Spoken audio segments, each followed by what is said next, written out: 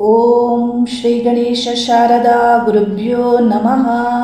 ಹರಿ ಓಂ ನಮಃ ಶಿವಾಯ. ನಮಸ್ಕಾರ.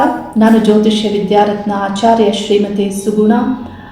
ಆಗಸ್ಟ್ ಮಾಸದಲ್ಲಿ ಗ್ರಹಗಳ ಸ್ಥಿತಿ ಸಂಚಾರ 12 ರಾಶಿಗಳಿಗೆ ಗೋಚಾರ ಫಲಗಳನ್ನು ತಿಳಿಸ್ತಾ ಇದ್ದೇನೆ. ಆಗಸ್ಟ್ ಮಾಸವು ಆಷಾಢ ಮಾಸಕ್ಕೆ ಕೊನೆಯನ್ನು ನೀಡಿ ಶ್ರಾವಣ ಮಾಸಕ್ಕೆ ಆರಂಭವನ್ನು ನೀಡುವುದಾಗಿದೆ. ಆಗಸ್ಟ್ ಮಾಸದಲ್ಲಿ ನಾವು ಬಹಳಷ್ಟು ವಿಶೇಷತೆಗಳು, ಆಚಾರ ವಿಚಾರಗಳನ್ನು ತಿಳಿಯಬಹುದು. ಆಷಾಢ ಮಾಸದಲ್ಲಿ ಶುಕ್ರವಾರಗಳಂದು ದೇವಿ ಪೂಜೆ ವಿಶೇಷ ಆದರೆ, ಶ್ರಾವಣ ಮಾಸದಲ್ಲಿ ಶ್ರಾವಣ ಶನಿವಾರಗಳಂದು ವಿಷ್ಣು ಪೂಜೆ ವಿಶೇಷ ಆಗಿದೆ ಮತ್ತು ಶ್ರಾವಣ ಸೋಮವಾರಗಳಂದು ಶಿವಪೂಜೆಯು ವಿಶೇಷ ಆಗಿದೆ. ಈ ಮಾಸದಲ್ಲಿ ವಿಶೇಷವಾಗಿ ನಾಗರ ಪಂಚಮಿ, ಮಂಗಳ ಗೌರಿ ವ್ರತ ಮತ್ತು ವರಮಹಾಲಕ್ಷ್ಮಿ ವ್ರತ ಆಚರಣೆ ಇವೆಲ್ಲವನ್ನು ನಾವು ಆಚರಿಸ್ತೇವೆ. ಈ ಮಾಸವು ವಿಶೇಷವಾದಂತಹ ಮಾಸವೂ ಆಗಿದೆ, ಶ್ರಾವಣ ಮಾಸ. ಆಗಸ್ಟ್ ಮಾಸದಲ್ಲಿ ಗ್ರಹಗಳ ಗೋಚಾರ ಸಂಚಾರ ಸ್ಥಿತಿ ಫಲಗಳನ್ನು ತಿಳಿದುಕೊಳ್ಳುವ ಮೊದಲು ಹಿಂದಿನ ಮಾಸಗಳಲ್ಲಿ ದೇವತಾ ಶಕ್ತಿಯ ಸಂಬಂಧಪಟ್ಟಂತೆ ಕೆಲವು ವಿಷಯಗಳ ಮಾಹಿತಿಯನ್ನು ನಾನು ನಿಮಗೆ ತಿಳಿಸಿದ್ದೆ. ಅದರ ಸಂಬಂಧಪಟ್ಟಂತೆ ಈ ಮಾಸದಲ್ಲಿ ಕೆಲವು ಮಾಹಿತಿಗಳನ್ನು, ಅನುಭವದಲ್ಲಿ ಇರುವಂತಹ ವಿಷಯವನ್ನು ನಾನು ತಿಳಿಸ್ತಾ ಇದ್ದೇನೆ. ಕಳೆದ 15-20 ದಿನಗಳ ಹಿಂದೆ ಬಂದಂತಹ ವ್ಯಕ್ತಿಗಳಲ್ಲಿ ನಾನು ಗಮನಿಸಿದಂತಹ ವಿಷಯಗಳ ಬಗ್ಗೆ ನಾನು ತಿಳಿಸ್ತಾ ಇದ್ದೇನೆ. ಕೆಲವು ಸಂದರ್ಭದಲ್ಲಿ ಕೆಲವರು ದೇವಕೋಪಕ್ಕೆ ಒಳಗಾಗ್ತಾರೆ. ದೇವಕೋಪ ಯಾಕೆ, ಹೇಗೆ ಬರುತ್ತೆ ಅನ್ನೋದನ್ನು ನೀವಿಲ್ಲಿ ತಿಳಿಬೇಕು. ಈ ಮಾಸವು ಹರಿಹರರಿಗೆ ಭೇದವಿಲ್ಲದೆ ಪೂಜಿಸಲ್ಪಡುವಂಥ, ಪ್ರಾರ್ಥಿಸಲ್ಪಡುವಂತಹ ಮಾಸವೂ ಆಗಿರೋದ್ರಿಂದ ಅದರ ಸಂಬಂಧಪಟ್ಟಂತೆ ಒಂದು ಅನುಭವವನ್ನು ತಿಳಿಸ್ತಾ ಇದ್ದೇನೆ. ಒಬ್ಬ ವ್ಯಕ್ತಿ ನನಗೆ ಕೆಲವೇ ದಿನಗಳ ಹಿಂದೆ ಸೋಮವಾರದಂದು ಕರೆ ಮಾಡ್ತಾರೆ. ಮಧ್ಯಾಹ್ನದ ನಂತರದಲ್ಲಿ ಅವರು ಕರೆ ಮಾಡ್ತಾರೆ. ನನ್ನೊಂದಿಗೆ ಮಾತಾಡಿ ಅವರು ಕರೆ ಕಟ್ ಮಾಡ್ತಾರೆ. ಮತ್ತೆ ಕರೆ ಮಾಡಿ ಅಪಾಯಿಂಟ್ಮೆಂಟ್ ಕೇಳ್ತಾರೆ. ನಾನು ತಕ್ಷಣಕ್ಕೆ ಯಾರಿಗೂ ಅಪಾಯಿಂಟ್ಮೆಂಟನ್ನು ಕೊಡೋದಿಲ್ಲ. ಆದರೆ ಆ ವ್ಯಕ್ತಿಯ ಮಾಡಿದಂತಹ ಆ ಕಾಲ ಮತ್ತು ಆ ವಾರವನ್ನು ನೋಡಿ ನೀವು ನಾಳೆ ಬನ್ನಿ ಅನ್ನೋದನ್ನು ನಾನು ತಿಳಿಸ್ತೇನೆ. ಅವರು ಬರುವ ದಿನ ಮಂಗಳವಾರ ಆಗಿರುತ್ತೆ. ಅವರ ಬೇರೆ ಯಾವ ಡೀಟೇಲ್ಸ್ ಗೊತ್ತಿರೋದಿಲ್ಲ, ಹೆಸರು ಮತ್ತು ಸ್ಥಳ ಮಾತ್ರ ಗೊತ್ತಿರುತ್ತೆ. ಬೆಂಗಳೂರಿಂದ ಬಂದಿರ್ತಾರೆ. ಆ ವ್ಯಕ್ತಿಯ ಡೇಟ್ ಆಫ್ ಬರ್ತ್ ಕೂಡ ನನಗೆ ಅವರು ಕೊಟ್ಟಿರೋದಿಲ್ಲ, ಹೊಸ ಪರಿಚಯ ಆಗಿರುತ್ತೆ. ಆ ವ್ಯಕ್ತಿ ಬರುವಾಗ ಫಲ, ಪುಷ್ಪ, ತಾಂಬೂಲ ಸಹಿತವಾಗಿ ಮಂಗಳ ವಸ್ತುಗಳನ್ನು ಹಿಡಿದು, ಅರಿಶಿನ, ಕುಂಕುಮ, ಬಳೆ, ವಸ್ತ್ರಗಳನ್ನು ಹಿಡಿದು ನನ್ನ ಕಚೇರಿಯನ್ನು ಪ್ರವೇಶ ಮಾಡ್ತಾರೆ. ಬಂದಂತಹ ಆ ವ್ಯಕ್ತಿ ನನ್ನ ಮುಂದೆ ಕುಳಿತುಕೊಳ್ತಾರೆ. ಮೊದಲ ಹಂತದಲ್ಲಿ ಪ್ರಾರ್ಥನೆಗೆ ನಾನು ಮುಂದಾಗ್ತೇನೆ. ದೇವತಾ ಪ್ರಾರ್ಥನೆಯನ್ನು ಮಾಡುವಂತಹ ಆ ಕಾಲದಲ್ಲಿ ಅವರ ಹಿಂದೆ ನನಗೆ ದೃಶ್ಯ ಕಾಣುತ್ತೆ. ಆ ದೃಶ್ಯ ನನಗೆ ಅವರು ಹೊತ್ತು ತಂದಂತಹ ಭಾಗ್ಯವೂ ಆಗಿರುತ್ತೆ. ಏಕಕಾಲದಲ್ಲಿ ಶ್ರೀ ಮಹಾವಿಷ್ಣು ಮತ್ತು ಶಿವ ಇಬ್ಬರನ್ನ ಸರಿಸಮಾನವಾಗಿ ಅವರ ಹಿಂದೆ ನಾನು ನೋಡ್ತೇನೆ. ನನಗೆ ಸ್ವಲ್ಪ ದ್ವಂದ್ವ ಆಗುತ್ತೆ. ಏಕೆಂದರೆ ಸಾಮಾನ್ಯವಾಗಿ ಒಂದು ದೇವತೆಗಳು ಬಂದಾಗ ನಮಗೆ ಅವರ ಇಷ್ಟ ದೇವರು, ಕುಲದೇವರು, ಮನೆ ದೇವರು, ಹೀಗೆ ಕ್ಲಾರಿಟಿ ಸಿಗುತ್ತೆ. ಸರಿಸಮಾನವಾಗಿ 2 ದೇವತೆಗಳು ಬಂದು ನಿಲ್ಲುವಾಗ ನಾನು ಕಣ್ಣು ತೆರೆದು ಅವರನ್ನು ಪ್ರಶ್ನಿಸ್ತೇನೆ. ಈ ರೀತಿ ಕಾಣಿಸ್ತಾ ಇದ್ದಾರೆ, ಇಬ್ಬರೂ ದೇವತೆಗಳು ಸರಿಸಮಾನವಾಗಿ ಸರಿಯಾದಂತಹ ಒಂದೇ ಲೈನಲ್ಲಿ ನಿಲ್ಲುತ್ತಾ ಇದ್ದಾರೆ ಅಂತ ಹೇಳ್ತೇನೆ. ಆಗ ಅವರು ಹೇಳ್ತಾರೆ, ನೀವು ನೋಡಿದ್ದು ಸರಿಯಾಗಿದೆ. ಅವರಿಬ್ಬರು ನಮ್ಮ ಮನೆ ದೇವರು ಹರಿಹರೇಶ್ವರ ಅಂತ ಹೇಳ್ತಾರೆ. ಬಹಳ ಸಂತೋಷ ಆಗುತ್ತೆ. ಹರಿಹರರನ್ನು ನೋಡಿದಂತಹ ಭಾಗ್ಯ ನನ್ನದು. ಆ ಸೆಕೆಂಡ್ಸಲ್ಲಿ ಶಿವ ಸ್ವಲ್ಪ ಟರ್ನ್ ಮಾಡಿ ಮುಖವನ್ನು ತಿರುಗಿಸ್ತಾರೆ. ಮತ್ತೆ ನಾನು ಅವರಿಗೆ ಹೇಳ್ತೇನೆ, ಶಿವ ಹೀಗೆ ತಿರುಗುತ್ತಿರುವುದಕ್ಕೆ ಕಾರಣ ಏನು ಅಂತ ಕೇಳ್ತೇನೆ ಅವರಿಗೆ.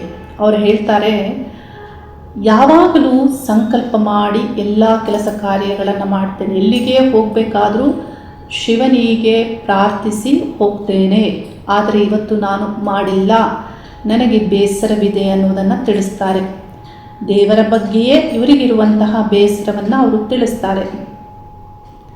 ಇದಕ್ಕೆ ಕಾರಣ ಏನು ಅನ್ನೋದನ್ನು ಅವರು ತಿಳಿಸ್ತಾರೆ ನನಗೆ.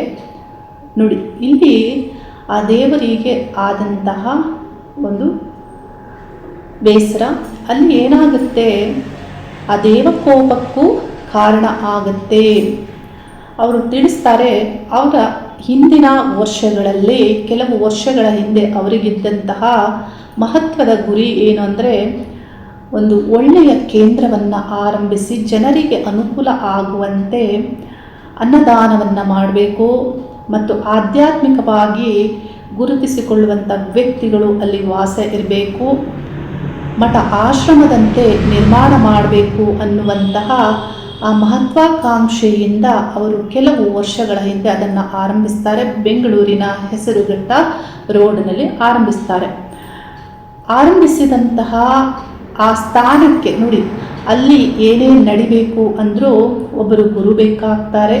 ಹಾಗಾಗಿ ಒಬ್ಬ ವ್ಯಕ್ತಿಯನ್ನು ಗುರುವನ್ನಾಗಿ ನೇಮಕ ಮಾಡ್ತಾರೆ. ಅವರು ಸನ್ಯಾಸಿಯ ವಸ್ತ್ರಧಾರಣೆಯನ್ನು ಮಾಡುವಂತೆ ನಾನು ಚಿತ್ರಣಗಳಲ್ಲಿ ಅವರು ತೋರಿಸಿದಾಗ ನಾನು ನೋಡಿರುವಂಥದ್ದು. ನೋಡಿ, ಇದು ನಡೀತಾ ಇರುತ್ತೆ. ಅಲ್ಲಿ ಕೆಲವು ವಿಷಯಗಳಲ್ಲಿ ಅವರಿಗೆ ಸರಿ ಬರೋದಿಲ್ಲ. ಆಗ ಕೆಲವು ವರ್ಷಗಳ ನಂತರ ಅದನ್ನು ನಿಲ್ಲಿಸಬೇಕಾಗಿ ಬರುತ್ತೆ. ಅಲ್ಲಿದ್ದಂತಹ ಮುಖ್ಯ ವಸ್ತುಗಳನ್ನು ತಂದು ಮನೆಯಲ್ಲಿ ಇರಿಸ್ತಾರೆ. ಆ ಸ್ಥಳವನ್ನು, ಆ ಪ್ರಾಪರ್ಟಿ ಏನಿರುತ್ತೆ, ಆ ಬಿಲ್ಡಿಂಗ್ ಏನು ಮಾಡಿರ್ತಾರೆ, ಅದನ್ನು ಅವರು ಮಾರಾಟವನ್ನು ಮಾಡ್ತಾರೆ. ಆ ವ್ಯಕ್ತಿಗೆ ಹೇಳ್ತಾರೆ, ಕೆಲವು ವಿಷಯಗಳು ಸರಿ ಬರದ ಕಾರಣ, ನೀವು ಬದಲಾಗದೆ ಇರುವುದಕ್ಕೆ ಕಾರಣ, ಈ ಕಾರಣದಿಂದಾಗಿ ಇದನ್ನು ನಾನು ನಿಲ್ಲಿಸ್ತಾ ಇದ್ದೇನೆ, ನೀವು ನಿಮ್ಮ ಜೀವನವನ್ನು ನೋಡಿಕೊಳ್ಳಿ ಅಂತ. ನೋಡಿ, ಅಲ್ಲಿ ಕ್ರಿಯೇಟ್ ಆದಂತಹ ಎನರ್ಜಿ, ಇದನ್ನು ನೀವು ತಿಳಿಬೇಕು. ಅಲ್ಲಿ ದೇವತಾ ಬೇಸರ, ದೇವತಾ ಕೋಪಕ್ಕೆ ಇದು ಕಾರಣ ಆಗುತ್ತೆ. ವ್ಯಕ್ತಿಗಳ ದೋಷ ಏನು ಮಾಡೋದು? ಈ ಕಲಿಯುಗದಲ್ಲಿ ವ್ಯಕ್ತಿಗಳನ್ನು ಆಯ್ಕೆ ಮಾಡುವಾಗ ಬಹಳಷ್ಟು ಜಾಗರೂಕತೆಯನ್ನು ನೀವು ತೆಗೆದುಕೊಳ್ಬೇಕಾಗತ್ತೆ. ಒಂದು ಸಂಸ್ಥೆ ಅಂತ ಬಂದಾಗ ಅಲ್ಲಿ ಪಾರ್ಟ್ನರ್ಸ್ ಇರ್ತಾರೆ. ಆ ಪಾರ್ಟ್ನರ್ಸ್ ಪ್ರತಿಯೊಬ್ಬರಲ್ಲಿಯೂ ಸ್ವಾರ್ಥ ಭಾವನೆ ಇರುತ್ತೆ, ಕಾಂಪಿಟೇಟಿವ್ ಆಗಿ ಇರ್ತಾರೆ. ಅಲ್ಲಿ ಕಳ್ಳರೇ ಇರಬಹುದು, ಕಾಮಕರೇ ಇರಬಹುದು. ನೋಡಿ, ಇಂಥೆಲ್ಲ ವಿಷಯಗಳಿಂದ ಈ ಕಾಲದಲ್ಲಿ ಒಂದು ಮಠವನ್ನು ನಡೆಸುವುದು, ಒಂದು ಮಂದಿರವನ್ನು ನಡೆಸುವುದು, ಒಂದು ವಿದ್ಯಾಸಂಸ್ಥೆಯನ್ನು ನಡೆಸುವುದು, ಇದೆಲ್ಲವೂ ಒಂದು ರೀತಿಯ ಕಠಿಣವೇ ಆಗಿದೆ. ಈ ಕಾಲದಲ್ಲಿ ಅಲ್ಲಲ್ಲಿ ನಾವು ವಿಷಯಗಳನ್ನು ನೋಡ್ತಾ ಇದ್ದೇವೆ. ಈ ಕಾರಣದಿಂದ ಅವರು ಅದನ್ನು ನಿಲ್ಲಿಸ್ತಾರೆ. ನೋಡಿ, ಹೀಗಾಗಿ ಆ ದೇವತೆ ಬೇಸರಗೊಂಡಿರುವಂಥದ್ದು. ಇಲ್ಲಿ ಈ ವಿಷಯ ಏನೇ ಆಗಿದ್ದರೂ ನೀವು ವ್ಯಕ್ತಿಗಳನ್ನು ಹೇಗೆ ಆಯ್ಕೆ ಮಾಡಿಕೊಳ್ಬೇಕು ಅನ್ನೋದು ನಿಮಗೆ ಆ ಗಮನ ಇರಬೇಕಾಗುತ್ತೆ, ಸರಿಯಾದ ಗಮನ. ಬೆಳವ ಸಿರಿ ಮೊಳಕೆಯಲ್ಲಿ ನೋಡಿ, ನಾವು ಹೇಳಿ ಕೇಳಿ ದೊಡ್ಡವರಾದ ಮೇಲೆ ಬರುವಂತಹ ವಿಷಯ ಭಕ್ತಿ ಅಲ್ಲ, ಅಖಂಡ ಜ್ಞಾನ, ವಿದ್ಯಾಯೋಗ. ಆ ಅಖಂಡವಾದಂತಹ ಆ ವಿದ್ಯಾಜ್ಞಾನ ಯಾರಲ್ಲಿ ಇರುತ್ತೆ ಮತ್ತು ಈ ಒಂದು ಭೂಮಿ ಲೋಕದಲ್ಲಿ ಇರುವ ಸಕಲ ಜೀವಿಗಳನ್ನು ಯಾರು ಭಕ್ತಿ ಪ್ರೇಮದಿಂದ, ಯಾರು ಕರುಣಾಭಾವದಿಂದ, ಯಾರು ಸಕಲದಲ್ಲಿಯೂ ಈಶ್ವರಿಯನ್ನು ಯಾರು ತಿಳಿತಾರೆ ಅಂಥ ವ್ಯಕ್ತಿಯನ್ನು ನೀವು ಆಯ್ಕೆ ಮಾಡಿಕೊಳ್ಬೇಕಾಗುತ್ತೆ. ಅಂದರೆ ನೋಡಿ, ಅಲ್ಲಿ ಕಾಮವೇ ನಿರ್ಮಾಣ ಆಗೋದಿಲ್ಲ, ಅಲ್ಲಿ ಭೇದವೇ ನಿರ್ಮಾಣ ಆಗೋದಿಲ್ಲ, ಅಲ್ಲಿ ಸ್ವಾರ್ಥವೇ ನಿರ್ಮಾಣ ಆಗೋದಿಲ್ಲ. ಯಾಕೆ ಅಂದರೆ ಸಕಲ ಜೀವಿಗಳಲ್ಲಿಯೂ ಈಶ್ವರನನ್ನು ನೋಡುವಾಗ ಅವರಿಗೆ ನೋಡಿ, ಅಲ್ಲಿ ಕಾಮ ಅಂದರೆ ಇನ್ನೊಬ್ಬ ವ್ಯಕ್ತಿಯಿಂದ ಆ ಕಾಮವನ್ನು ಅನುಭವಿಸುವುದೆಲ್ಲಿ, ಅವರಲ್ಲಿಯೂ ನಾನೇ ಇದ್ದೀನಿ ಅಂದ ಮೇಲೆ, ಅವರಲ್ಲಿಯೂ ನಾನೇ ಇದ್ದೇನೆ ಅಂದ ಮೇಲೆ ಸ್ವಾರ್ಥ ಎಲ್ಲಿ, ಲೆಕ್ಕಾಚಾರವೆಲ್ಲಿ, ಇವೆಲ್ಲವೂ ಬರುವುದಿಲ್ಲ. ಅಂತಹ ವ್ಯಕ್ತಿಗಳನ್ನು ನೀವು ಗುರುತಿಸಿ ಅವರನ್ನು ನೇಮಕ ಮಾಡಬೇಕಾಗತ್ತೆ. ನೋಡಿ, ಶ್ರೀ ಆದಿಶಂಕರಾಚಾರ್ಯರಲ್ಲಿ ನಾವು ಬಾಲ್ಯದಿಂದ ಇದ್ದಂತಹ ಆ ಅಪಾರವಾದಂತಹ ಶಿವಭಕ್ತಿ, ಅಲ್ಲಿ ರಾಮಕೃಷ್ಣ ಪರಮಹಂಸರಲ್ಲಿ ಬಾಲ್ಯದಲ್ಲಿ ಇದ್ದಂತಹ ಆ ದೇವತಾ ಭಕ್ತಿ, ಅಂದರೆ ಇವರೆಲ್ಲರಲ್ಲಿಯೂ ಯಾರೂ ತುಂಬಿದ್ದಲ್ಲ, ಯಾವ ಕಾಲದಲ್ಲಿಯೋ ಬಂದಿದ್ದು ಅಲ್ಲ, ಅದು ಬೆಳವ ಸಿರಿ ಮೊಳಕೆಯಲ್ಲಿ ಅನ್ನುವಂತೆ ಆ ಬಾಲ್ಯದಿಂದಲೇ ಅದು ಆರಂಭ ಆಗಿತ್ತು. ಅದಕ್ಕೆ ಅವರು ಹಾಗೆಯೇ ಇದ್ದರು, ಅದೇ ಸ್ಥಾಪಿತವಾಗಿತ್ತು ಅವರಲ್ಲಿ. ಬುದ್ಧ ದೇವರನ್ನ ನೀವು ನೋಡ್ಬೋದು, ಗೌತಮ ಬುದ್ಧರನ್ನ ಅವರು ಮಧ್ಯ ಜೀವನದಿಂದ ಧ್ಯಾನಸ್ಥರಾಗಿರುವುದು ಇವೆಲ್ಲವನ್ನ ನೋಡ್ಬೋದು. ಆದರೂ ಅವರಂತೆ ಆಗಬೇಕು ಅಂದರೆ ನೋಡಿ, ಅದೇ ಅವರು ಆಗಬೇಕಾಗತ್ತೆ. ನಾವು ಹೇಳಿ ಕೇಳಿ ನೋಡಿ ವೇಷ ಧರಿಸಿದ ತಕ್ಷಣದಲ್ಲಿ ಅವರು ಆ ಸ್ಥಾನಕ್ಕೆ ಯೋಗ್ಯರಾಗಿರೋದಿಲ್ಲ. ಇಲ್ಲಿ ಏನಾಗುತ್ತೆ, ಒಂದು ಮಂದಿರವನ್ನು ಸ್ಥಾಪಿಸ್ತೀರಾ, ಇನ್ನೊಬ್ಬ ವ್ಯಕ್ತಿ ಬರ್ತಾರೆ, ಅವರು ಯಾವುದೋ ಒಂದು ದೋಷದ ಒಂದು ಪರಿಣಾಮವಾಗಿ ಆ ದೋಷ ನಿವಾರಣೆಗಾಗಿ ಅವರು ದೇವಾಲಯವನ್ನು ಕಟ್ಟಿಸ್ತಾರೆ. ಆದರೆ ಆ ವ್ಯಕ್ತಿ ಒಳ್ಳೆಯ ಒಂದು ಗೌರ್ಮೆಂಟ್ ಉದ್ಯೋಗದಲ್ಲಿ ಇರುವ ಕಾರಣ ಆ ದೇವಾಲಯದಲ್ಲಿ ನಿತ್ಯ ಪೂಜೆ ಮಾಡಲು ಸಾಧ್ಯವಾಗೋದಿಲ್ಲ, ಅಲ್ಲಿಗೆ ಹೋಗೋದಕ್ಕೆ ಸಾಧ್ಯವಾಗೋದಿಲ್ಲ. ಅಲ್ಲಿ ಅವರು ಪುರೋಹಿತರನ್ನು ನೇಮಕ ಮಾಡಿಲ್ಲ. ಆ ದೇವಾಲಯದಲ್ಲಿ ದೇವಿಯ ಪೂಜೆ ನಿತ್ಯ ಆಗಬೇಕಾಗತ್ತೆ. ಅದೇನಾಗುತ್ತೆ, ಅಲ್ಲಿ ದೋಷವು ನಿರ್ಮಾಣ ಆಗುತ್ತೆ. ಇನ್ನೊಬ್ಬರು ವ್ಯಕ್ತಿ ಬರ್ತಾರೆ, ಅವರು ಹೇಳ್ತಾರೆ, ನಮ್ಮ ಮನೆಯಲ್ಲಿ 2-3 ಸಾವಾಗಿದೆ. ಅಂದರೆ ಅಲ್ಲಿರುವಂತಹ ವಿಷಯಗಳ ಬಗ್ಗೆ ಅವರು ತಿಳಿಸ್ತಾರೆ. ಅವರ ಮನೆಯಲ್ಲಿ ಮಾಡ್ತಾ ಇದ್ದಂತಹ ಪೂಜಾ ವಸ್ತುಗಳೆಲ್ಲವನ್ನ ತೆಗೆದುಕೊಂಡು ಹೋಗಿ ಅವರು ನೀರಿಗೆ ಬಿಟ್ಟಿರ್ತಾರೆ. ಅಂದರೆ ಶ್ರೀಚಕ್ರ, ಇನ್ನಿತರ ವಿಷಯ ವಸ್ತುಗಳನ್ನೆಲ್ಲ ಬಿಟ್ಟಿರ್ತಾರೆ. ನೋಡಿ, ಅಲ್ಲಿ ಆಗುವಂತಹ ದೋಷಗಳು, ದೇವತಾ ಕೋಪಕ್ಕೆ ನೀವು ಒಳಗಾಗಬೇಕಾಗತ್ತೆ. ಈ ರೀತಿ ಆಗಬಾರದು. ಮಠ ಮಂದಿರಗಳನ್ನು ಕಟ್ಟಿದರೆ ನೀವು ಆ ದೀರ್ಘಕಾಲದವರೆಗೆ 100 ವರ್ಷಗಳಾದರೂ ಅದನ್ನು ಹೇಗೆ ಕಾಪಾಡುವುದು, ಆ ಎನರ್ಜಿಗೆ ಬೇಕಾಗುವಂತಹ ರಕ್ಷೆಯನ್ನು ನೀವೇ ನೀಡಬೇಕಾಗತ್ತೆ. ನೋಡಿ, ಒಂದು ಮಂದಿರವನ್ನು ಕಟ್ಟಿ ಕೆಲವು ದಿನಗಳ ಕಾಲ ಪೂಜೆ ಮಾಡಿ ಅದನ್ನು ಹಾಗೆ ಬಿಟ್ಟುಬಿಡ್ತಾರೆ. ಅದರಂತೆ ನಾವು ಕರ್ನಾಟಕದಲ್ಲಿ ಎಷ್ಟೋ ದೇವಾಲಯಗಳನ್ನು ನೋಡ್ಬೋದು. ಈ ರೀತಿಯೆಲ್ಲ ಮಾಡಬಾರ್ದು. ದೇವಕೋಪಕ್ಕೆ ಕಾರಣ ಆಗುತ್ತೆ. ಮನೆಯಲ್ಲೇ ಪೂಜಿಸಿ ಅಥವಾ ಹೊರಗೆ ಮಾಡಿ ಇನ್ನಿತರ ಯಾವುದೇ ಕಾರ್ಯದಲ್ಲಿ ಆದರೂ ಇಂಥ ಒಂದು ಗಮನಗಳು ನಿಮಗೆ ಸರಿ ಇರಬೇಕಾಗುತ್ತೆ. ಒಂದು ದೇವತೆಯನ್ನು ಪೂಜಿಸಿ ಮತ್ತೆ ಅದನ್ನು ನಿಲ್ಲಿಸಿದಾಗ ಆ ದೇವಕೋಪಕ್ಕೆ ನೀವು ಕಾರಣರಾಗಬೇಕಾಗತ್ತೆ. ಈ ವಿಷಯಗಳನ್ನು ಸರಿಯಾಗಿ ತಿಳಿದುಕೊಂಡು ನಿಮ್ಮ ಜೀವನದಲ್ಲಿ ಇಂಥ ತಪ್ಪುಗಳನ್ನು ಮಾಡಬೇಡಿ ಅನ್ನೋದನ್ನು ನಾನು ತಿಳಿಸ್ತಾ ಇದ್ದೇನೆ. ಇನ್ನು ಸಿದ್ಧಿ ದೇವತೆಗಳ ಬಗ್ಗೆ ಆಗಾಗ ನನ್ನಲ್ಲಿ ಪ್ರಶ್ನೆ ಮಾಡ್ತಾ ಇರ್ತಾರೆ ಜನರು. ಇದರ ಸಂಬಂಧಪಟ್ಟಂತೆ ನೆಕ್ಸ್ಟ್ ವಿಡಿಯೋದಲ್ಲಿ ನಾನು ತಿಳಿಸಿಕೊಡ್ತೇನೆ. ಮುಂದಿನ ಮಾಸದಲ್ಲಿ, ಆಗಸ್ಟ್ ಮಾಸದಲ್ಲಿ ಗ್ರಹಗಳ ಗೋಚಾರ ಸಂಚಾರದಲ್ಲಿ ಗ್ರಹಗಳಲ್ಲಿಯೇ ಮುಖ್ಯ ಗ್ರಹವಾಗಿರುವಂತಹ ಸೂರ್ಯಗ್ರಹ ಕಟಕ ರಾಶಿಯಲ್ಲಿ ಮತ್ತು ಸಿಂಹ ರಾಶಿಯಲ್ಲಿ ಸಂಚಾರ. ಬುಧ ಗ್ರಹ 4 ದಿನಗಳ ಕಾಲ ಮಿಥುನ ರಾಶಿಯಲ್ಲಿ, 19 ದಿನಗಳ ಕಾಲ ಕಟಕ ರಾಶಿಯಲ್ಲಿ, ಕೊನೆ ವಾರದಲ್ಲಿ ಬುಧ ಗ್ರಹ ಸಿಂಹ ರಾಶಿಯನ್ನು ಪ್ರವೇಶಿಸಿ ಅಲ್ಲಿ ಸಂಚಾರವನ್ನು ಆರಂಭಿಸ್ತಾರೆ. ಶುಕ್ರ ಗ್ರಹ ಬಹುಪಾಲು ಮೊದಲನೇ ವಾರದಿಂದಲೇ ಕನ್ಯಾ ರಾಶಿ ನೀಚ ರಾಶಿಯಲ್ಲಿ ಸಂಚರಿಸ್ತಾರೆ. ಕುಜ ಗ್ರಹ ಮೊದಲನೇ ವಾರದಿಂದಲೇ ಮಿಥುನ ರಾಶಿಯನ್ನು ಪ್ರವೇಶಿಸಿ ಅಲ್ಲಿ ಸಂಚರಿಸ್ತಾರೆ. ಶನಿ ಗ್ರಹ ವಕ್ರ ಸಂಚಾರ ಈಗಾಗಲೇ ಆರಂಭಿಸಿದ್ದು ಮೀನ ರಾಶಿಯಲ್ಲಿ ಸಂಚರಿಸ್ತಾರೆ. ಗುರುಗ್ರಹ ಕಟಕ ರಾಶಿಯಲ್ಲಿ ಸಂಚರಿಸ್ತಾರೆ. ರಾಹು ಕೇತು ಗ್ರಹಗಳು ಕುಂಭ ರಾಶಿ ಸಿಂಹ ರಾಶಿಯಲ್ಲಿ ಸಂಚರಿಸ್ತಾರೆ. ಗ್ರಹಗಳ ಸಂಚಾರ ಈ ರೀತಿ ಇದೆ. 12 ರಾಶಿಗಳಿಗೆ ಗ್ರಹಗಳ ಗೋಚಾರ ಫಲಗಳನ್ನು ತಿಳಿಸ್ತಾ ಇದ್ದೇನೆ. ಮಿಥುನ ರಾಶಿಯವರಿಗೆ ಆಗಸ್ಟ್ ಮಾಸದಲ್ಲಿ ರಾಶ್ಯಾಧಿಪತಿ ಬುಧ ಗ್ರಹ ಪ್ರಾರಂಭದ 4 ದಿನಗಳ ಕಾಲ ಮಿಥುನ ರಾಶಿಯಲ್ಲಿಯೇ ಸಂಚಾರ ಮಾಡಲಿದ್ದು, ಆನಂತರ ಕಟಕ ರಾಶಿ ದ್ವಿತೀಯ ಸ್ಥಾನವನ್ನು ಪ್ರವೇಶ ಮಾಡಿ 23ನೇ ದಿನಾಂಕದವರೆಗೆ ಅಲ್ಲಿ ಸಂಚಾರ ಮಾಡಲಿದ್ದು, ಆನಂತರ ಸಿಂಹ ರಾಶಿಯನ್ನು ಪ್ರವೇಶಿಸಿ ಕೇತು ಗ್ರಹದೊಂದಿಗೆ ಸಂಚಾರ ಮಾಡುವಂತಹ ಕಾಲ ಆಗಿದ್ದು, 3 ರಾಶಿಯಲ್ಲಿ ಈ ಮಾಸದಲ್ಲಿ ರಾಶ್ಯಾಧಿಪತಿ ಸಂಚಾರ ಆಗಲಿದೆ. ಬುಧ ಗ್ರಹದ ಪ್ರಭಾವದಿಂದ ಪ್ರಾರಂಭದಲ್ಲಿ ಬುದ್ಧಿವಂತಿಕೆಯಿಂದ ನಿಮ್ಮ ಕೆಲಸ ಕಾರ್ಯಗಳಲ್ಲಿ ಎಲ್ಲ ಒಳ್ಳೆ ನಿರ್ಧಾರಗಳನ್ನು ತೆಗೆದುಕೊಳ್ತೀರಾ. ಯಾವುದೇ ವಿಷಯವಿದ್ದರೂ ಸರಿಯಾದಂತಹ ಆಲೋಚನೆ ಮಾಡಿ ಮುಂದುವರಿಯುವಂತೆ, ಪಾರ್ಟ್ನರ್ಶಿಪ್ ಆಗ್ಬೋದು, ಸ್ವಂತ ವ್ಯವಹಾರ ಆಗ್ಬೋದು, ಉದ್ಯೋಗ ಆಗ್ಬೋದು, ಇದೆಲ್ಲದರ ಮೇಲೆ ಬುಧ ಪ್ರಭಾವ ನಿಮಗೆ ಶುಭ ಫಲವನ್ನು ನೀಡ್ತಾ ಇರುತ್ತೆ. ಆದರೆ 4 ದಿನಗಳ ನಂತರ ಬುಧ ಗ್ರಹ ದ್ವಿತೀಯ ಸ್ಥಾನವನ್ನು ಪ್ರವೇಶಿಸ್ತಾರೆ. ಅಲ್ಲೂ ಶುಭ ಫಲವನ್ನು ಪಡೆದುಕೊಳ್ತೀರಾ. ದ್ವಿತೀಯ ಸ್ಥಾನದಲ್ಲಿ ಧನಾಭಿವೃದ್ಧಿ ಸಂಬಂಧಪಟ್ಟಂತೆ ಕುಟುಂಬದ ವಿಷಯದಲ್ಲಿ ಮಾತಿನಿಂದ ಸಕ್ಸಸ್ಸನ್ನು ಪಡೆದುಕೊಳ್ಳುವಂತೆ ಬುಧ ಗ್ರಹ ಸೂರ್ಯ ಗ್ರಹದೊಂದಿಗೆ ಮತ್ತು ಗುರು ಗ್ರಹದೊಂದಿಗೆ ಸಂಚರಿಸ್ತಾರೆ. ವ್ಯವಹಾರವು ಇಲ್ಲಿ ಮಾತಿನಿಂದ ನಿಮಗೆ ಸಕ್ಸಸ್ ಸಿಗುವಂತೆ ಇಲ್ಲಿ ಫಲ ಸಿಗುತ್ತೆ. ಆದರೆ ನಿಮ್ಮ ಅಹಂ ಮಾತನ್ನು ಅವಾಯ್ಡ್ ಮಾಡಬೇಕಾಗುತ್ತೆ. ನಿಮ್ಮ ರಾಶಿಯನ್ನು ಕುಜಗ್ರಹ ಇದೇ ಮಾಸದಲ್ಲಿ ಪ್ರವೇಶ ಮಾಡ್ತಾರೆ. ಪ್ರಾರಂಭದಲ್ಲೇ 3 ದಿನಗಳ ನಂತರದಲ್ಲೇ ನಿಮ್ಮ ರಾಶಿಯನ್ನು ಪ್ರವೇಶಿಸ್ತಾರೆ. ಬುಧ ಗ್ರಹ ಆ ರಾಶಿಯಲ್ಲಿರುವಾಗಲೇ ಕುಜಗ್ರಹದ ಪ್ರವೇಶ ಆಗುತ್ತೆ. ನಿಮ್ಮ ನಡತೆ, ವ್ಯಕ್ತಿತ್ವದ ಮೇಲೆ ಕುಜಗ್ರಹದ ಪ್ರಭಾವ ಆಗುತ್ತೆ. ಯಾವ ರೀತಿ ಪ್ರಭಾವ ಆಗುತ್ತೆ? ಎನರ್ಜಿ ಗ್ರಹ 6ನೇ ಅಧಿಪತಿ ಮತ್ತು 11ನೇ ಅಧಿಪತಿ.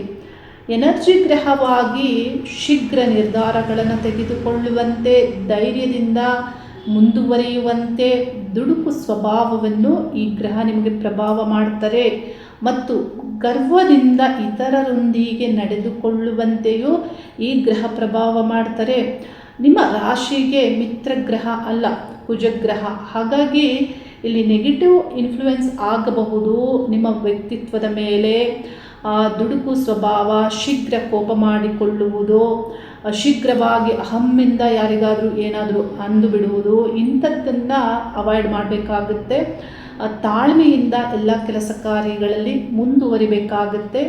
ಮತ್ತು ಕುಜ ಯಾವ ರೀತಿ ಎನರ್ಜಿ ಗ್ರಹವಾಗಿ ಒಳ್ಳೆ ಪ್ರಭಾವ ಮಾಡ್ತಾರೆ ಅಂದರೆ, ಧೈರ್ಯ ಇರುತ್ತೆ, ಎನರ್ಜಿ ಇರುತ್ತೆ, ವಿಪರೀತವಾದಂತಹ ಸ್ಟ್ರೆಸ್, ಕಷ್ಟ, ಸೇವಾ, ಶ್ರಮ, ಆ ಸ್ಥಾನಾಧಿಪತಿ ರಾಶಿಯಲ್ಲಿ ಸಂಚಾರ, ವಿಪರೀತವಾದಂತಹ ಶ್ರಮ ಹಾಕಬೇಕಾಗುತ್ತೆ.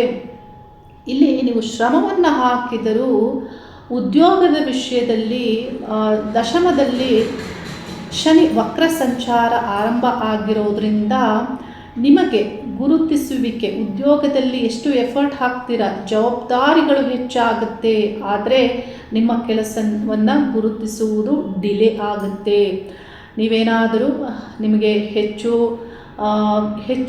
ಅಂದರೆ ನಿಮ್ಮ ಒಂದು ಸ್ಯಾಲ್ರಿ ಇನ್ಕ್ರೀಸ್ ಮಾಡಬೇಕು ಅಥವಾ ನಿಮಗೆ ಪ್ರಮೋಷನ್ ಬೇಕು ಅನ್ನುವಂತಹ ಆಲೋಚನೆಯಲ್ಲಿ ನೀವಿದ್ದರೆ ಇದು ನಿಮಗೆ ಆರಂಭಿಕವಾಗಿ ಹಿನ್ನಡೆ ಆಗಬಹುದು.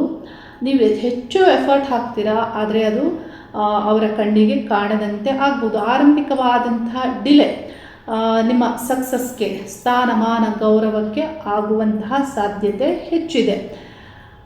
ಇಲ್ಲಿ ಇದಕ್ಕಾಗಿ ಹೆಚ್ಚು ಎಫರ್ಟ್ ಹಾಕುವಂತೆಯೂ ಕುಜಗ್ರಹ ಪ್ರಭಾವವನ್ನು ಮಾಡ್ತಾರೆ. ಷಷ್ಠಾಧಿಪತಿಯೇ ರಾಶಿಯಲ್ಲಿ ಸಂಚರಿಸುವಾಗ ನಿಮಗೆ ವಿಪರೀತವಾದಂತಹ ಸ್ಟ್ರೆಸ್, ಒತ್ತಡಗಳು ಆರಂಭ ಆಗಬಹುದು.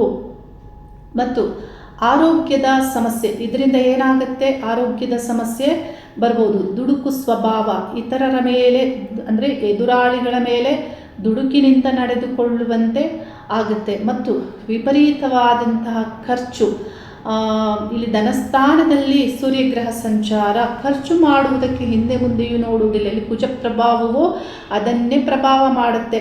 ಇಂಥ ವಿಷಯಗಳಲ್ಲಿ ಎಚ್ಚರಿಕೆಗಳನ್ನು ತೆಗೆದುಕೊಳ್ಬೇಕಾಗುತ್ತೆ. ಇನ್ನು ಬುಧ ಗ್ರಹ ದ್ವಿತೀಯ ಸ್ಥಾನದಲ್ಲಿ ಸಂಚರಿಸುವಾಗ ಈ ಎಲ್ಲ ವಿಷಯಗಳಲ್ಲಿ ಎಚ್ಚರಿಕೆಗಳನ್ನು ತೆಗೆದುಕೊಂಡ್ರೆ ನಿಮ್ಮ ಧನಾಭಿವೃದ್ಧಿ ಆಗುವುದಕ್ಕೆ, ಮಾತಿನಿಂದ ಸಕ್ಸಸ್ಸನ್ನು ಪಡೆದುಕೊಳ್ಳುವುದಕ್ಕೆ ಒಳ್ಳೆ ಪ್ರಭಾವವನ್ನು ಮಾಡ್ತಾರೆ. ವ್ಯಾಪಾರ ವ್ಯವಹಾರ ಸಂಬಂಧಪಟ್ಟಂತೆ ನಿಮಗೆ ಸ್ವಂತ ಉದ್ಯೋಗಸ್ಥರಿಗೆ ಕೆಲಸ ಕಾರ್ಯಗಳು ಆಗುತ್ತೆ. ಆದರೆ ನೀವು ತಾಳ್ಮೆಯಿಂದ ಇರಬೇಕಾಗುತ್ತೆ. ಇನ್ನು ಧನಾಭಿವೃದ್ಧಿ ಆಗುತ್ತೆ. ಇನ್ನು ಗೌರ್ಮೆಂಟ್ ಉದ್ಯೋಗಸ್ಥರಿಗೂ ಹೆಚ್ಚಿನ ಸಮಸ್ಯೆಗಳು ಇಲ್ಲ. ಸೇವಾ ವೃತ್ತಿಯನ್ನು ಮಾಡುವವರು ವಿಪರೀತವಾದಂತಹ ಹಾರ್ಡ್ ವರ್ಕ್ ಮಾಡಬೇಕಾಗತ್ತೆ. ನೋಡಿ, ಶತ್ರು ಸ್ಥಾನಾಧಿಪತಿ ರಾಶಿಯಲ್ಲಿ ಸಂಚಾರ ಹಾಗಾಗಿ ನೀವು ನಿಮ್ಮ ವ್ಯಕ್ತಿತ್ವ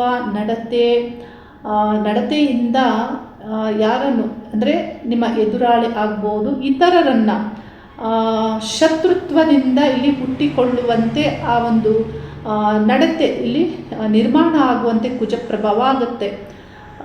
ಶತ್ರು ಸ್ಥಾನಾಧಿಪತಿ ರಾಶಿಯಲ್ಲಿ ಸಂಚರಿಸೋದರಿಂದ ಹಾಗಾಗಿ ಶತ್ರುಗಳ ಬಾಧೆ ಆರಂಭ ಆಗಬಹುದು.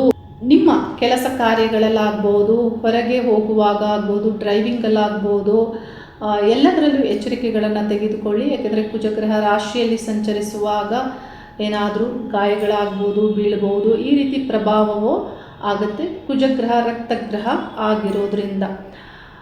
ಇನ್ನು ದ್ವಿತೀಯ ಸ್ಥಾನದಲ್ಲಿ ಸೂರ್ಯ, ಗುರು, ಬುಧ ಗ್ರಹಗಳು ಒಳ್ಳೆ ಫಲವನ್ನು ನೀಡಲಿದ್ದು, ತೃತೀಯ ಸ್ಥಾನವನ್ನು ಪ್ರವೇಶ ಮಾಡುವಂತಹ ರಾಷ್ಟ್ರಾಧಿಪತಿ ಬುಧ ಗ್ರಹ ಕೆಲವು ವಿಷಯಗಳಲ್ಲಿ ಇಷ್ಟವಿಲ್ಲದ್ದು ನಿಮಗೆ ಏನಾದರೂ ನಡಿಬಹುದು. ಇನ್ನು ಚತುರ್ಥ ಸ್ಥಾನದಲ್ಲಿ ಶುಕ್ರ ಪ್ರಭಾವ, ನೀಚ ಗ್ರಹವಾಗಿ ನೀಚ ಸ್ಥಾನದಲ್ಲಿ ಶುಕ್ರ ಸಂಚಾರ ಮಾಡ್ತಾ ಇರೋದರಿಂದ ನೀಚ ಸ್ಥಾನದಲ್ಲಿ ಶುಕ್ರ ನಿಮಗೆ ಕೆಲವು ವಿಷಯಗಳಲ್ಲಿ ಅಶುಭ ಫಲವನ್ನು ನೀಡ್ತಾರೆ. ಅಂದರೆ ಪಂಚಮಾಧಿಪತಿಯಾಗಿ ಮಕ್ಕಳಿಂದ ಮುಖ್ಯವಾಗಿ ಸಂತೋಷ ಇರೋದಿಲ್ಲ. ಅವರ ಎಜುಕೇಷನ್ ಆಗ್ಬೋದು ಅಥವಾ ಇನ್ನಿತರ ಯಾವುದೇ ವಿಷಯಗಳಲ್ಲಿ ನಿಮಗೆ ಅವರಿಂದ ಸಂತೋಷ ಇರೋದಿಲ್ಲ, ಚಿಂತಿತರಾಗ್ತೀರ. ಇನ್ನು ಚತುರ್ಥ ಸ್ಥಾನದಲ್ಲಿ ಮಾತೃ ಸುಖ ಈ ಸಂಬಂಧಪಟ್ಟಂತೆ ಬುಧಗ್ರಹವನ್ನು ನೋಡಬೇಕಾಗತ್ತೆ. ಮಧ್ಯಮ ಫಲಗಳು ದೊರೆಯುತ್ತೆ. ಇನ್ನು ಆಸ್ತಿ ಭೂಮಿ ಈ ವಿಷಯ ಸಂಬಂಧಪಟ್ಟಂತೆ ವಾಹನವನ್ನು ತೆಗೆದುಕೊಳ್ಬೇಕು ಅಂದರೆ ನೀವು ಇನ್ನು ಕೆಲವು ದಿನಗಳು ವೆಯ್ಟ್ ಮಾಡಿದರೆ ಮುಂದೆ ಒಳ್ಳೆಯದಾಗುತ್ತೆ. ಯಾಕಂದರೆ ಚತುರ್ಥ ಸ್ಥಾನವನ್ನು ರಾಷ್ಟ್ರಾಧಿಪತಿ ಪ್ರವೇಶಿಸ್ತಾರೆ ಮತ್ತು ಶುಕ್ರ ಗ್ರಹ ಪಂಚಮ ಸ್ಥಾನವನ್ನು ಪ್ರವೇಶಿಸ್ತಾರೆ. ಈ ಒಂದು ಮಾಸದಲ್ಲಿ ಅವಾಯ್ಡ್ ಮಾಡೋದ್ರಿಂದ ಮುಂದಿನ ದಿನಗಳಲ್ಲಿ ಆಸ್ತಿ, ಮನೆ, ಯಾವುದೇ ಒಂದು ವಿಷಯಗಳಲ್ಲಿ ನಿರ್ಧಾರ ತೆಗೆದುಕೊಳ್ಳುವುದು ಅಥವಾ ವಾಹನದ ವಿಷಯ ಆದರೂ ಒಳ್ಳೆಯ ಫಲಗಳನ್ನು ಮುಂದೆ ಪಡೆದುಕೊಳ್ಳಬಹುದು. ಇನ್ನು ಚತುರ್ಥ ಸ್ಥಾನದಲ್ಲಿ ಸಂಚಾರ ಮಾಡುವಾಗ ಶುಕ್ರ ಗ್ರಹ ಮನೆಗಾಗಿ ಖರ್ಚಿನಿಂದ ವ್ಯಯಾಧಿಪತಿಯು ಆಗಿರೋದ್ರಿಂದ ಮನೆಗಾಗಿ ಖರ್ಚಿನಿಂದ ಅಶಾಂತಿ ನಿರ್ಮಾಣ ಆಗುತ್ತೆ, ನೆಮ್ಮದಿ ಇರೋದಿಲ್ಲ. 12ನೇ ಸ್ಥಾನಾಧಿಪತಿ ಆಗಿರೋದ್ರಿಂದ ಪತಿ ಪತ್ನಿ ರಿಲೇಷನ್ಶಿಪ್ ಸಂಬಂಧಪಟ್ಟಂತೆ ಇಲ್ಲಿ ಪತಿ ಪತ್ನಿ ಸ್ಥಾನವನ್ನು ಕುಜಗ್ರಹ ಕೇತುಗ್ರಹಗಳು ವೀಕ್ಷಣೆ ಮಾಡೋದ್ರಿಂದ ಡಿಸ್ಟರ್ಬೆನ್ಸ್ ಇದೆ. ಮತ್ತು ದಾಂಪತ್ಯದಲ್ಲೂ ಆ ಸ್ಥಾನಾಧಿಪತಿ ನೀಚ ಆಗಿರೋದ್ರಿಂದ ಸಮಸ್ಯೆಗಳು ಇದ್ದೇ ಇರುತ್ತೆ. ಲವ್ ರಿಲೇಷನ್ಶಿಪ್ ಸಂಬಂಧಪಟ್ಟಂತೆ ಆರಂಭಿಕವಾದಂಥ ಹಿನ್ನಡೆಗಳು ಆಗುತ್ತೆ ಪಂಚಮಾಧಿಪತಿ ನೀಚ ಆಗಿರೋದ್ರಿಂದ. ಇನ್ನು ವಿದ್ಯಾರ್ಥಿಗಳಿಗೆ ವಿದ್ಯೆ ಸಂಬಂಧಪಟ್ಟಂತೆ ಇಲ್ಲಿ ಈ ಗ್ರಹ ನೀಚ ಆಗಿರೋದ್ರಿಂದ ಅಷ್ಟು ಶುಭ ಫಲಗಳು ಈ ಮಾಸದಲ್ಲಿ ದೊರೆಯೋದಿಲ್ಲ, ಏನಾದರೂ ಡಿಸ್ಟರ್ಬೆನ್ಸ್ ಇದ್ದೇ ಇರುತ್ತೆ. ಈ ರೀತಿ ಈ ಮಾಸದಲ್ಲಿ ಗ್ರಹಗಳ ಪ್ರಭಾವ ಇದೆ. ಇದೆಲ್ಲದರ ಎಫೆಕ್ಟ್ ಪ್ರಾರಂಭದಲ್ಲಿ ಗೊತ್ತಾಗೋದಿಲ್ಲ, ಒಂದು ವಾರದ ನಂತರದಲ್ಲಿ ಹೆಚ್ಚು ಇದರ ಎಫೆಕ್ಟ್ ನಿಮಗೆ ತಿಳಿಯುತ್ತೆ. ಪರಿಹಾರವಾಗಿ ಭುಕ್ತಿಗ್ರಹ ನಿಮಗೆ ದಶಾಭುಕ್ತಿ ಯಾವ ಭುಕ್ತಿಗ್ರಹದ ಕಾಲ ನಡೀತಾ ಇರುತ್ತೆ ಆ ಭುಕ್ತಿಗ್ರಹಕ್ಕೆ ಪರಿಹಾರವನ್ನು ಮಾಡಿಕೊಳ್ಳಿ.